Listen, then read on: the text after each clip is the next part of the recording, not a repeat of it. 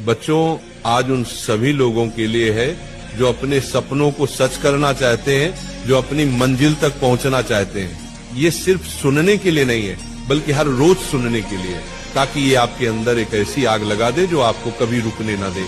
राह संघर्ष की जो चलता है वही संसार को बदलता है।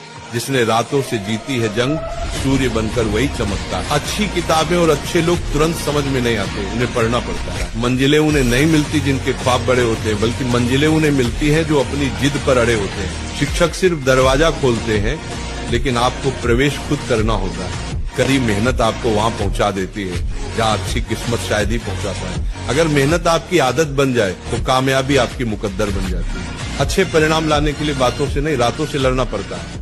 जिसे कोई नहीं सुलझा पाता उसे वक्त सुधार देता है। एक न एक दिन हासिल कर लूंगा मैं अपनी मंजिल, ठोकरे जहर तो नहीं जो खाकर मर जाऊंगा। समय के पास